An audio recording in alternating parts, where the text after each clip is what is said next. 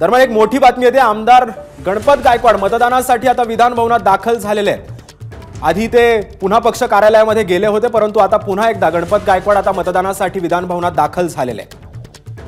आताची मोठी बातमी आपण पाहतोय।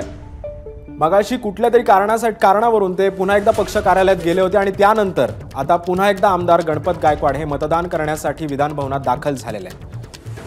हा सगळा प्रकार अजून पण निवडणूक आयोगामध्ये। अधिक माहिती देतात गणेश ठाकूर सध्या आपल्या सोबत आहे। गणेश, मुख्यतः गणपत गायकवाड यांच्या मतदानावर आक्षेप जो घेण्यात आला होता त्या संदर्भात केंद्रीय निवडणूक आयोगाकडनं मुख्य राज्य निवडणूक आयोगाला त्यांचं मत किंवा त्यांच्याकडनं आदेश येणं प्रलंबित होतं तर अशी वाट ते पाहत होते। त्याचे आदेश आलेले आहेत आणि बहुधा त्यांना मतदान करण्यासाठी परवानगी दिली आणि म्हणूनच त्या केंद्रावरती भवनात पोहोचले आहेत। त्यांच्यासोबत भाजपचे इतर नेते देखील आहेत आणि त्यांच्यावरती आक्षेप घेण्याचं कारण म्हणजे त्यांना जी परवानगी दिली गेली आहे ती योग्य नाही। कारण 2022 मध्ये अशाच प्रकारे नवाब मलिक आणि अनिल देशमुख नाही आली होती आणि अनेक विषय त्या तक्रारीमध्ये होते आणि यासाठीच राज्य निवडणूक आयोगाने केंद्र निवडणूक आयोगाकडनं हा विषय पोहोचवला होता आणि त्यांच्याकडनं पुढचे आदेश येईपर्यंत त्यांना थांबवण्यात आलं होतं। ते पक्ष कार्यालयात आता पुन्हा आलेले आहेत। त्यांच्यासोबत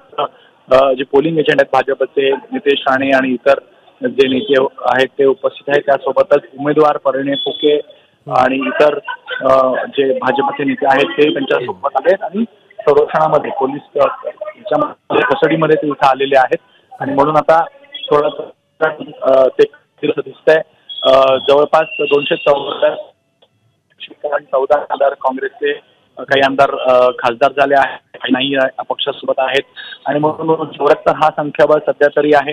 या 274 पैकी आतापर्यंत 5 मतदान होणं बाकी होतं, म्हणजे 269 आमदारांनी मतदान केलं होतं। आता एक गणपत गायकवाड यांचं पकडून 270 असं मतदान होईल आणि 4 आणखी आमदार यांचं इथं येणं अपेक्षित आहे। 2 तास पुढचे राहिले आहेत। मला वाटतं 3 पर्यंत मतदान होईल आणि त्यानंतर मतमोजणीला सुरुवात होईल। 4ची वेळ मतमोजणीची आहे, म्हणून आताचा शेवटचे 2 तास जे आहेत ते 5 आमदारांची प्रतीक्षा सगळे पोलिंग अधिकारी करत होते। त्यापैकी एक गणपत गायकवाड इथे पोहोचले आहेत। नक्कीच गणेश, धन्यवाद तुम्ही दिलेल्या अधिक माहितीबद्दल।